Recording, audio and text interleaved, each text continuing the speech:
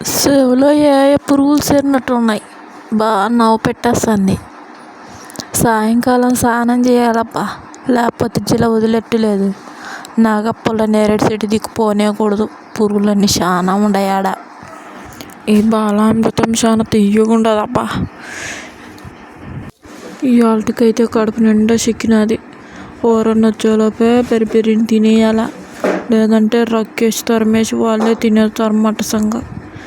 నాకు చిక్కిందా ఇవ్వాలబ్బా. అమ్మా ఆకులేస్తుందమ్మా, పాలు తాపియా కొన్ని, ఆకులేస్తుందమ్మా. అమ్మా అమ్మా. అరే జ్వరం ఉండు బిడ్డ, నేను తింటే కదా నీకు పాలు వస్తాయి.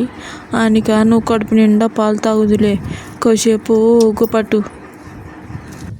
అరే అరే అరే చూసినారబ్బా నా కొడుకులు తిందామనుకుంటే. పెద్దయ్యా నన్ను ఎత్తుకో పెద్దయ్యా, నీ కాడికి వచ్చా నేను. పెద్దయ్యా ఎత్తుకో పెద్దయ్యా.